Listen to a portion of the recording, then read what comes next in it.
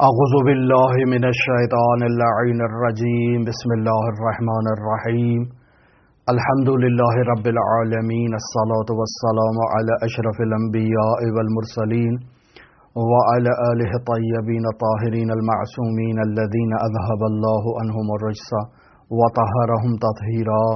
اللہم صل علی محمد وآل محمد اللہم اخرجنا من الظلمات الوہم واکرمنا بنور الفہم اللہم افتح علینا ابواب رحمتک وانشر علینا خزائن علومک برحمتک یا ارحم الراحمین السلام علی الحسین وعلی علی ابن الحسین وعلی اولاد الحسین وعلی اصحاب الحسین۔ عزیزان محترم، ہم مرحوم اللہ صدرہ رحمۃ اللہ علیہ کے نہایتی گراں قدر آثار، نہایتی گراں قدر کتابوں کا آپ کی خدمت میں تعارف کروا رہے تھے، اور ہم نے کتاب الشواہد الربوبیہ فی مناہج السلوکیہ کا آغاز کیا۔ کل اس کا ایک درس آپ کی خدمت میں بیان کیا، اور آج آخری درس میں ہم اس کتاب کے تعارف کو مکمل کریں گے۔ کل ہم نے بیان کیا کہ مرحوم صدرہ کے آثار میں، کتابوں میں اسفار اربعہ کے علاوہ بھی کچھ نہایت اہم کتابیں موجود ہیں، جن میں یہی کتاب شواہد الربوبیہ ایک نہایت اہم کتاب ہے۔ یہ کتاب بھی فلسفہ اور حکمت اسلامی کے موضوع پر ہے، اور اس میں مرحوم صدرہ کے تمام آثار اور تمام نظریات مرحوم صدرہ کے اس کتاب میں موجود ہیں، یعنی وہ نظریات جو صدرہ نے اسفار میں بیان کیے وہ تمام نظریات اس کتاب میں موجود ہیں، اور وہ بھی نظریات موجود ہیں جنہیں صدرہ نے اسفار میں بیان نہیں کیا۔ پس یہ کتاب در واقع صدرہ کے آثار میں متأخر کتاب ہے، یعنی اسفار کے بعد تحریر کی گئی ہے، اور نہایت ہی اہم کتاب ہے۔ بیان ہوا کہ اس کتاب میں مرحوم صدرہ نے 5 مشہد بیان کیے ہیں، ہر مشہد میں کچھ شاہد لے کر آئے ہیں، اور پھر ہر شاہد کی مناسبت سے کچھ اشراقات بیان کیے ہیں۔ اور کل اس موضوع پر تفصیل سے گفتگو ہوئی کہ یہ در واقع عرفانی اصطلاحات ہیں، اور بطور معمول ہمارا اردو زبان معاشرہ ان اصطلاحات سے آشنائی نہیں رکھتا، واقفیت نہیں رکھتا، ان اصطلاحوں سے جو ہے وہ اجنبی ہے، تعارف نہیں ہے، اور اس کے علاوہ بہت ساری ایسی دینی اصطلاحات ہیں کہ جو ہماری کتابوں میں موجود ہیں لیکن ہمارے معاشرے میں بیان نہیں کی جاتی ہیں، اور اگر بیان ہو جائیں کبھی تو لوگ اس سے چونکہ مانوس نہیں ہیں، لوگوں کو اس کا علم نہیں ہے، تو لوگ نہیں سمجھتے کہ یہ کیا بات ہو رہی ہے۔ لہٰذا میری نظر یہ ہے کہ ان اصطلاحات کو بھی بیان ہونا چاہیے، تاکہ آہستہ آہستہ وہ افراد جو ذوق رکھتے ہیں، وہ افراد جو اہلیت رکھتے ہیں، وہ باقاعدہ ان اصطلاحات کو سمجھ کے آگے قدم بڑھائیں، مزید ان میں رغبت ایجاد ہو، مزید اشتیاق ایجاد ہو۔ کل 2 ہم نے مشہد بیان کیے صدرہ سے اس کتاب شواہد الربوبیہ میں، آج تیسرا مشہد بیان کریں گے جس میں مرحوم صدرہ نہایت ہی اہم موضوع کو جو ہے وہ زیر بحث لا رہے ہیں، اور وہ ہے معاد کی حقیقت، یعنی روح کی حقیقت۔ یہ پہلے جاننا چاہیے کہ انسان کی روح کی کیا حقیقت ہے، اس کی کیا پیدائش کی کیفیت ہے، اور پھر انسان نے جب معاد کرنا ہے، لوٹنا ہے، تو اس وقت اس کی کیا حقیقت ہوگی۔ در واقع اس مشہد میں مرحوم صدر المطلعین 3 شاہد بیان کر رہے ہیں۔ پہلے شاہد میں مرحوم صدرہ رحمۃ اللہ علیہ نشأہ ثانیہ کے بارے میں گفتگو کرتے ہیں، اور وہ علوم جو اس نشأہ ثانیہ پر متوقف ہیں۔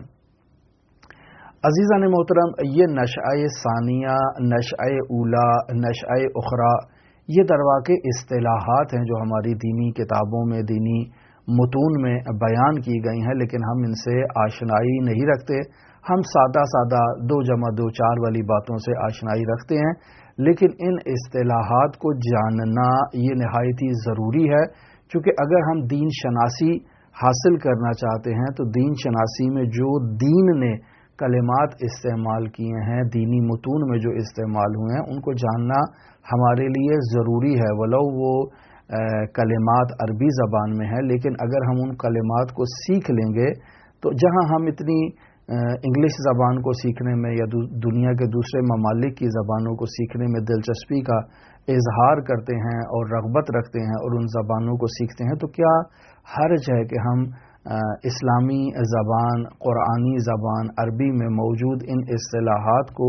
سیکھیں جو ہمارے دین سے تعلق رکھتی ہیں، تاکہ ان اصطلاحات کو سیکھ کر ہم اپنی معرفت میں اضافہ کر سکیں۔ تو عزیزان محترم، نشأہ مقام کو کہتے ہیں، عالم کو کہتے ہیں۔ پس یوں درواقع بیان کیا جا رہا ہے کہ نشأہ ثانیہ یعنی دوسرا مقام، دوسرا عالم۔ امام خمینی رحمۃ اللہ علیہ کے آثار میں اگر اس چیز کو مشاہدہ کریں، یعنی دوسری شخصیات نے بھی بیان کیا ہے، لیکن مرحوم امام خمینی رحمۃ اللہ علیہ ایک بے نظیر عارف تھے۔ عزیزان محترم، اکثر لوگوں کے ذہنوں میں امام خمینی کا نام جب سننے میں آتا ہے تو بعض ایک طبقہ ہمارا جو فقط کلمہ امام سن کر جو ہے وہ متنفر ہو جاتا ہے، دور بھاگ جاتا ہے، اور ان کے مزاج میں یہ کلمہ غیر معصوم کے لیے استعمال ہونا جو ہے وہ بدعت انہیں دکھائی دیتا ہے، نامناسب دکھائی دیتا ہے ان کی نظر میں۔ جبکہ اگر دینی اصطلاحات کو دیکھا جائے تو کلمہ امام صرف معصوم کے ساتھ مخصوص نہیں ہے۔ جب آپ معصوم کے لیے اس کلمے کو استعمال کریں گے تو اس کا مطلب ہے کہ اس کی عصمت، اس کی امامت اللہ کی طرف سے ہے، اور جب کسی بشر کے لیے استعمال کریں گے تو اس کا مطلب ہے کہ اس کی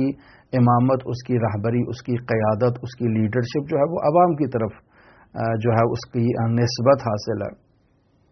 پھر جب کلمہ آپ امام عادل کے لیے استعمال کریں گے تو اس کا مطلب ہے کہ وہ عادل امام ہے، چاہے اللہ کی طرف سے ہو چاہے عوام کی طرف سے ہو، اور اگر آپ اس کو امام سو کے لیے استعمال کریں گے تو اس کا مطلب ہے وہ فاسق امام ہے، وہ جاہل امام ہے، وہ طاغوت امام ہے، یعنی ایک ایسا لیڈر ہے جو آپ کو جہنم کی طرف دعوت دے رہا ہے۔ تو یہ کلمات عزیزان محترم عام ہیں۔ ہم اس کلمے کی حساسیت کو جانتے ہیں کہ ہمارے معاشرے میں جو ہے وہ بعض لوگ ان کلمات سے مانوس نہیں ہیں، پسند نہیں کرتے کہ ایسے کلمات غیر معصوم کے لیے استعمال کیے جائیں، لذا علمی میدان میں آنا چاہیے اور علمی میدان کے مطابق، علمی دلائل کی روشنی کے مطابق انسان کو ایک وسیع دید سے جو ہے وہ ان باتوں کو سوچنا چاہیے، سمجھنا چاہیے۔ ہمارا کسی سے نزاع نہیں ہے، کسی سے اختلاف نہیں ہے، لیکن یہ بات بیان کرنے کا بنیادی مقصد صرف یہی ہے تاکہ لوگوں کو معلوم ہو کہ ایک مسلمان ہے، 12 اماموں کی امامت کا قائل شیعہ اثنا عشری ہے، اگر وہ کلمہ امام استعمال کر رہا ہے غیر معصوم کے لیے تو یقینی بات ہے وہ غیر معصوم شخصیت کو ان 12 ہستیوں کے ذیل میں شامل نہیں کر رہا۔ وہ 12 ہستیاں مخصوص ہیں، رسول خدا صلی اللہ علیہ وآلہ وسلم کے جانشین ہیں، ان کی امامت اللہ تبارک و تعالیٰ کی جانب سے ہے۔ لیکن اگر آپ کسی طاغوت کے لیے کلمہ امام کو استعمال کریں تو اس کا یہ مطلب نہیں ہے کہ اس طاغوت کو بھی خداوند متعال نے اس کے لیے کلمہ امام استعمال کیا ہے۔ یا اسی طرح سے معاشرے میں اور بہت ساری شخصیات جو قیادت کے مقام پر فائز ہیں، لیڈری کے مقام پر فائز ہیں، ان کے لیے اگر ایسے کلمات عرب معاشرے میں استعمال کیے جاتے ہیں تو آپ نہیں کہہ سکتے کہ وہ عرب معاشرہ جاہل معاشرہ ہے، وہ بے دین معاشرہ ہے۔ نہیں عزیزان محترم، ان کی ثقافت میں، ان کی فرہنگ میں، ان کے کلمات میں یہ چیز رائج ہے۔ آپ جب ان کے کلمات پڑھتے ہیں تو ان کے مطابق آپ کو جو ہے وہ چلنا پڑے گا۔ آپ ان کو سب کو جہالت کی طرف نسبت نہیں دے سکتے۔ میں اپنی جہالت کو چھپانے کے لیے تمام عربوں کو جاہل قرار دے دوں تو یہ درست نہیں ہے۔ بالفرض اگر مان بھی لیا جائے کہ وہ لوگ جاہل ہیں، وہ لوگ نادان ہیں، تب بھی ان کی بات حجت ہے، چونکہ وہ اہل زبان ہیں، اہل کلام ہیں، انہی کی بات جو ہے وہ حجت ہوگی۔ جیسے آپ اردو ادب میں ہمارے ہاں معاشرے میں جو ادبیات کا ذوق رکھتے ہیں تو اردو ادب میں مرجع اور محور کون قرار پاتا ہے؟ وہی جو اہل زبان ہے، جو جس کی زبان ہے، جس کی مادری زبان اردو ہے، اس پر جو ہے وہ اعتماد کیا جاتا ہے۔ البتہ اس کے علاوہ لغت کی کتابوں پر بھی اعتماد کیا جاتا ہے، چونکہ آج کل کے اس جدید دور میں بہت سارے اہل زبان افراد کی بھی مادری زبان جو ہے وہ اس میں ملاوٹ ایجاد ہو چکی ہے، اس میں وہ خلوص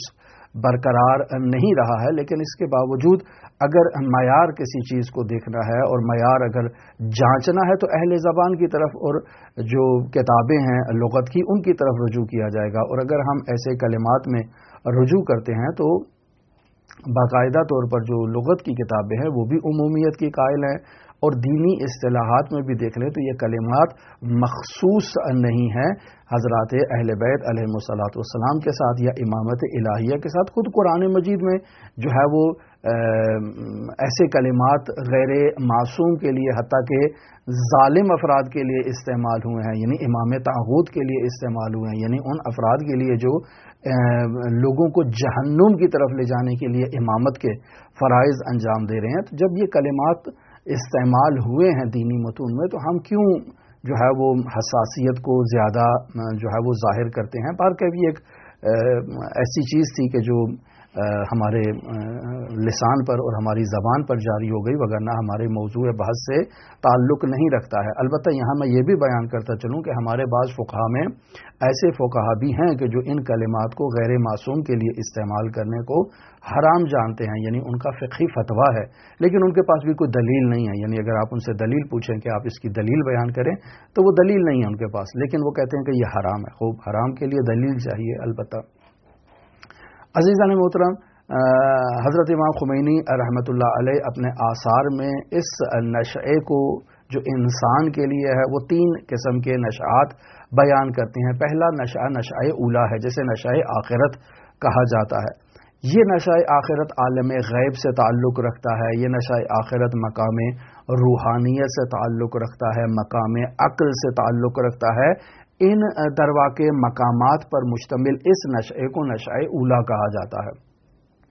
نشہ آخرت بھی کہا جاتا ہے۔ پھر اس کے علاوہ نشہ ثانیہ ہے۔ اس نشہ ثانیہ میں عالم برزخ ہے، اور ایک ایسا عالم برزخ جو 2 عوالم کے درمیان موجود ہے، یعنی حد وسط میں ہے، متوسط ہے عالمین کے درمیان، عالم آخرت اور عالم دنیا کے درمیان جو چیز برزخ قرار پائے اسے نشہ ثانیہ کہا جاتا ہے، اسے مقام خیال بھی کہا جاتا ہے۔ اور پھر تیسری چیز ہے نشہ ثالثہ، کہ اس نشہ ثالثہ کو نشہ دنیا بھی کہا جاتا ہے، یعنی عالم دنیا، مقام ملک بھی اسے کہا جاتا ہے چونکہ دنیا سے اور مادے سے تعلق ہے، عالم شہادت بھی اسے کہا جاتا ہے۔ تو در واقع یہ 3 عوالم ہیں، اور ہر 3 عوالم میں سے ہر عالم کے لیے ایک اپنا خاص علم ہے جو اس نشئے سے تعلق رکھتا ہے، اور اس نشئے میں انسان کے کیا وظائف ہیں ان وظائف کی تبیین کرتا ہے۔ لہذا خداوند متعال نے 1,24,000 جو انبیاء بھیجے ہیں ان کی بعثت کا بنیادی مقصد یہی ہے کہ وہ انسان کو ان اعمال کی طرف ترغیب دلائیں جو ہر نشئے سے وابستہ ہے اور ہر نشئے سے متعلق ہے۔ پس در واقع علوم کو بھی 3 حصوں میں تقسیم کیا جا سکتا ہے۔ ایک حصہ وہ ہے کہ جو عقلی علوم ہے، روحانی علوم ہے، یعنی انسان کی عقل کے کمال کا باعث بنتے ہیں، انسان کی روح کے کمال کا باعث بنتے ہیں، پس نشہ آخرت سے ان علوم کا تعلق ہے۔ دوسرے وہ علوم ہے کہ جو علوم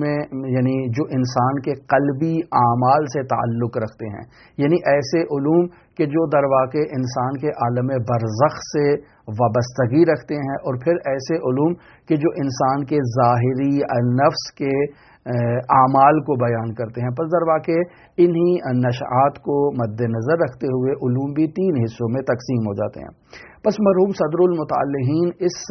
تیسرے مشہد کے اندر جو پہلا شاہد بیان کر رہے ہیں وہ اس نشہ ثانیہ سے متعلق ہے، یعنی اسی عالم برزخ سے متعلق ہے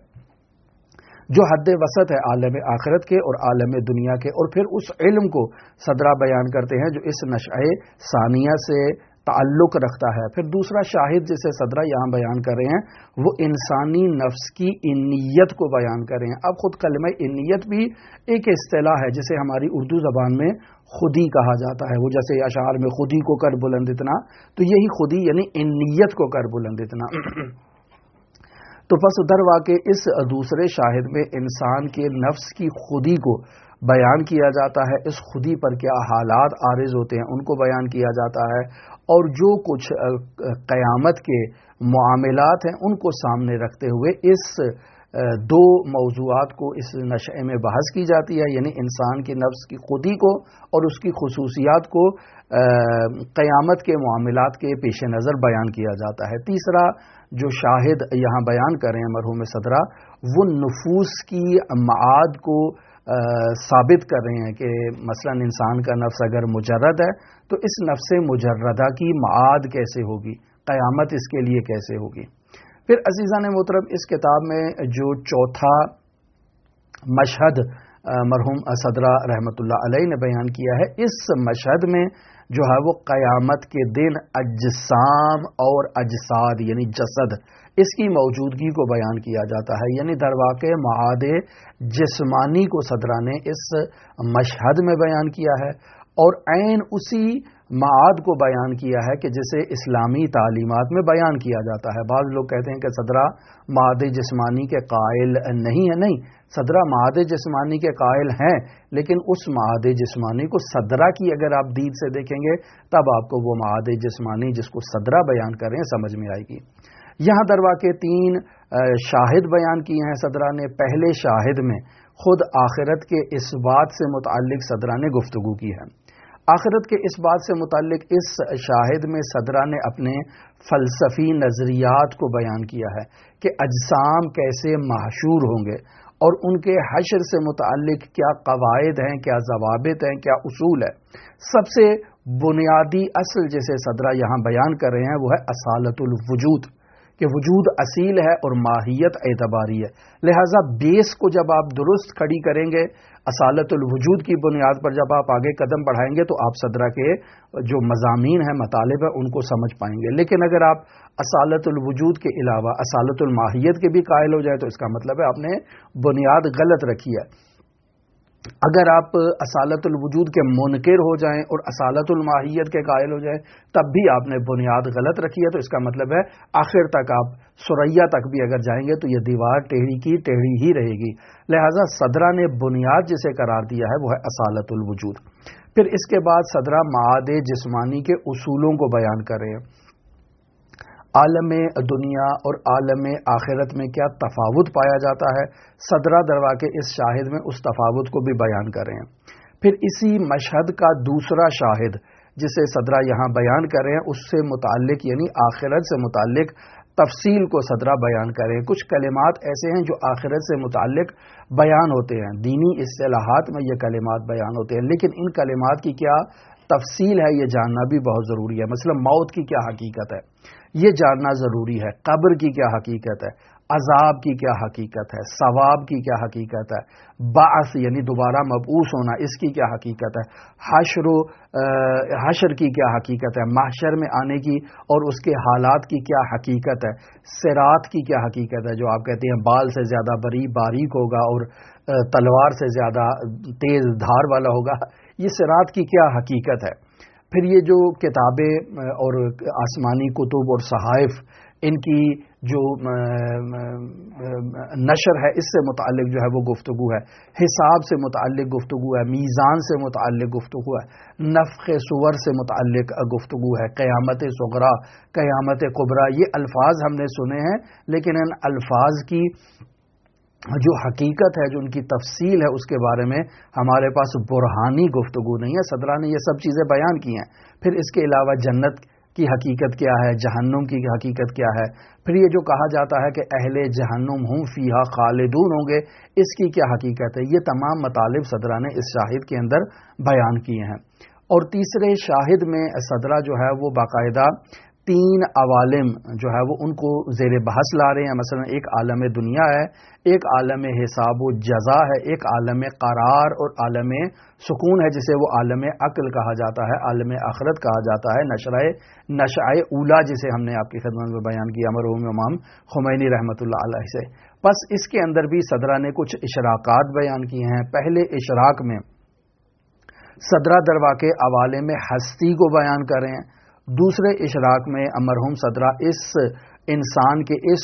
دنیا میں موجودگی کو بیان کر رہے ہیں، عالم روحانی کو بیان کر رہے ہیں، عالم جسمانی میں آنے کو صدرہ بیان کرتے ہیں، اور پھر تیسرے اور چوتھے اشراق میں مرحوم صدرہ انسان کے ملائکہ سے رابطے کو بیان کر رہے ہیں کہ انسان کا ملائکہ سے رابطہ کیسے برقرار ہوگا، ملائکہ رحمت کیسے رحمت انسان پر جو ہے وہ برسائیں گے اور ملائکہ عذاب کیسے انسان کو عذاب کی طرف جو ہے وہ دھکیلیں گے اور سوق دیں گے، یہ درواقع اس مشہد میں تفصیل سے مرحوم صدر المطلحین نے بیان کیا ہے۔ پانچواں مشہد جو اس کتاب میں مرحوم صدرہ نے بیان کیا ہے، درواقع آخری مشہد ہے اس کتاب کا۔ اس کتاب میں نبوت اور ولایت پر بحث کی گئی ہے، منتہا جو بیس قرار دی ہے بحث کی وہ درواقع اہل اشراق کا جو نظریات ہیں، جو اہل تصوف کے نظریات ہیں، ان کی روش کے مطابق جو ہے وہ نبوت اور ولایت پر بحث کی ہے۔ اس مشہد کے اندر بھی درواقع مرحوم صدرہ نے 2 عدد شاہد بیان کیے ہیں۔ پہلے شاہد میں نبی کے اوصاف اور نبی کی خصوصیات کو بیان کیا ہے۔ مرحوم صدرہ اس شاہد میں جو اشراق بیان کر رہے ہیں، ان اشراقات کے تحت نبوت کی خصوصیات کو بیان کر رہے ہیں، نبوت کے اوصاف کو بیان کر رہے ہیں، پھر نبوت کا انسان سے جو رابطہ ہے، جو درجہ ہے، وہ آپس میں کیا درجات ہیں، پھر معجزے کی حقیقت ہے، وحی کی حقیقت ہے، الہام کی حقیقت ہے، تعلیم کی حقیقت ہے، ان سب مطالب کو بیان کر رہے ہیں۔ اور پھر صدرہ بیان کرتے ہیں کہ پیغمبر پر وحی کی کیا کیفیت ہے اور خود وحی کی کیا خصوصیات ہیں۔ یہ نہایت ہی اہم موضوعات ہیں عزیزان محترم، انصاف سے کام لینا چاہیے کہ صدرہ کی کتاب شواہد الربوبیہ ایک نہایت ہی بے نظیر کتاب ہے، اور افسوس کہ ہم ایسی کتابوں سے محروم ہیں۔ اور آخری جو یعنی اس 5ویں مشہد کا جو آخری شاہد یعنی دوسرا شاہد ہے، اس میں نبی کے اس بات سے متعلق گفتگو کی جا رہی ہے۔ پھر آسمانی قوانین کی ضرورت پر بحث کی گئی ہے کہ انسان بشر ہے، بشر قوانین کیوں نہیں بنا سکتا، کیوں خدا کو قوانین بنانے ہیں، قوانین کا آسمانی ہونا یہ کیوں ضروری ہے۔ پھر مرحوم صدرہ اس میں جو اشراقات بیان کر رہے ہیں، ان اشراقات کے تحت باقاعدہ اس ضرورت پر بحث کی جا رہی ہے۔ پھر جو ہے وہ آسمانی قوانین کی ضرورت اور اہمیت کو صدرہ بیان کرتے ہیں، اور اس کے لیے دلائل لے کر آتے ہیں کہ کیوں قوانین کا آسمانی ہونا، الہی ہونا یہ ضروری ہے۔ پھر اس کے بعد ان قوانین پر جو عمل ہے، اس کی وجوب کی جو شرائط ہیں اس کو بیان کر رہے ہیں۔ پھر پھر احکام الشرعیہ کی تشریح، اس کے اندر راز کیا پوشیدہ ہے، اس راز کو بیان کر رہے ہیں۔ پھر احکام شرعیہ میں عبادات سے متعلق، سیاسیات سے متعلق، حدود، نکاح وغیرہ وغیرہ، ان تمام کو جو ہے وہ صدرہ بیان کرتے ہیں۔ پھر نبوت کو، شریعت کو، سیاست کو، ان میں کیا فرق پایا جاتا ہے، درواقع تفصیل سے صدرہ نے ان موضوعات پر اس شاہد کے اندر گفتگو کی ہے۔ پس عزیزان محترم، اگر انصاف سے کام لیا جائے تو مرحوم صدرہ کی یہ کتاب ایک بے نظیر اور نہایت ہی اہم کتاب جو ہے وہ دکھائی دیتی ہے۔ لہذا تمام ان افراد کو جو ذوق رکھتے ہیں، علمی ذوق رکھتے ہیں، ان کے لیے ضروری ہے کہ وہ ایسی کتابوں کا مطالعہ کریں۔ بلکہ یہ کتابیں مطالعے سے پڑھنے والی نہیں ہیں، بلکہ ان کتابوں کو ایک ماہر خبرہ استاد کے پاس بیٹھ کر اس سے جو ہے وہ سیکھنے کی ضرورت ہے۔ عزیزان محترم، اس کتاب پر نہایت ہی گراں قدر شخصیات نے حواشی بھی تحریر کی ہیں، اور نہایت قابل اہمیت رکھتے ہیں ان گراں قدر شخصیات کے حواشی۔ مثلا حکیم ملا علی اندوری نے 1246 ہجری قمری میں اس کتاب پر حاشیہ تحریر کیا۔ پھر حکیم ملا ہادی سبزواری نے اس کتاب پر ایک جامع حاشیے کو تحریر کیا ہے، اور بیان یہ کیا جاتا ہے کہ ملا ہادی سبزواری کا حاشیہ نہایت ہی جامع ہے اور نہایت ہی دقیق ہے۔ پھر ایک نہایت ہی عظیم عارف محمد رضا قومشعی نے 1306 ہجری قمری کو اس پر ایک عرفانی اور فلسفی حاشیے کو تحریر کیا ہے۔ پھر علی بن عبداللہ مدرس زنوزی، انہوں نے 1307 ہجری قمری میں اسی کتاب پر اور اس کتاب کے پہلے حصے پر جو ہے وہ اپنا حاشیہ تحریر کیا ہے۔ پس عزیزان محترم، مرحوم صدر المطلحین کے آثار میں کتاب شواہد الربوبیہ فی مناہج السلوکیہ ایک نہایت اہم کتاب ہے۔ ہماری دعا ہے کہ خداوند متعال ہمارے وجود میں ایک علمی ذوق پیدا کرے، ایک ایسی علمی تشنگی ایجاد کرے کہ جو باعث بنے کہ ہم ایسی گراں بہا کتابوں کی تلاش کریں، ان کو پڑھیں اس اساتید کے پاس، ان کو سمجھنے کی کوشش کریں. چونکہ اگر ان کتابوں کو، جو فلسفی کتابیں ہیں، ایک نیم حکیم انسان بیٹھ کر خود سے پڑھنا شروع کر دے، خود سے تشریح کرنا شروع کر دے، تو ظاہر ہے وہ خود نیم حکیم ہے، مطالب کو درست نہیں سمجھے گا، صدرہ کی تکفیر کر دے گا، لوگوں کو فلسفے سے دور کرے گا، فلسفے کی حرمت کا فتویٰ دے دے گا، اور نامی دنم کیا قسم کے اکاذیب جو ہیں وہ فلسفے کی طرف نسبت دیے جائیں گے. لہٰذا بہتر یہ ہے کہ انسان ہر فن کو اس کے ماہر استاد کے پاس جو ہے وہ سیکھا جائے. ہماری دعا ہے کہ خداوند متعال تمام علماء شیعہ جنہوں نے اسلام کی سربلندی کے لیے زحمات اٹھائی ہیں، خداوند متعال ان کی زحمات کو اپنی بارگاہ میں قبول و مقبول فرمائے. دعا گو ہے خداوند متعال دنیا جہان میں جہاں کہیں مؤمنین آباد ہیں، اللہ انہیں آباد و شاد رکھے. دعا گو ہیں جہاں کہیں مؤمنین دنیا جہان میں مقروض ہیں، پریشان حال ہیں، مشکلات میں مبتلا ہیں، خدا ان کے قرضوں کو خزانے غیب سے عطا فرمائے، خدا ان کی مشکلات کو حل فرمائے. خداوند متعال ان کی پریشانیوں کو، چاہے وہ دنیاوی پریشانیاں ہوں، چاہے وہ ان کی فکری پریشانیاں ہوں، چاہے عرضی و سماوی بلاؤں میں وہ گرفتار ہوں، خداوند متعال ان تمام مؤمنین کو ان بلاؤں سے نجات عطا فرمائے. دعا گو ہیں وہ والدین جو اپنی اولاد کے لیے پریشان ہیں، ان کی شادیوں کے لیے پریشان ہیں، ان کی تعلیم کے لیے پریشان ہیں، ان کے روزگار کے لیے پریشان ہیں، ان کے اپنے زندگی میں جو ہے وہ کامیاب ہونے کے لیے پریشان ہیں. تو ہماری دعا ہے کہ خداوند متعال ان والدین کو اپنی اولاد کے لیے خوشخبریاں نصیب فرمائے اور ان کو اولاد کے لیے پریشانیوں سے آزاد فرمائے. خداوند متعال ان کی اولاد کو جو ہے وہ اچھی تعلیم دے، اچھا روزگار دے، اچھی جو ہے وہ ازدواجی زندگی دے، اچھی اولاد عطا فرمائے، اور یہ تمام اسلام کی زیر سایہ ہو. یعنی وہ تمام جو ہے وہ اولادیں، تمام وہ نسلیں جو ہیں وہ اسلامی تعلیمات کے مطابق پروان چڑھیں اور اسلامی تعلیمات کے مطابق جو ہے وہ اپنی زندگی کو بسر کریں. دعا گو ہیں خداوند متعال منجی عالم بشریت حضرت صاحب العصر والزمان کے ظہور میں تعجیل فرمائے اور ہمیں امام زمان کے اصحاب و اعوان و انصار میں شمار فرمائے.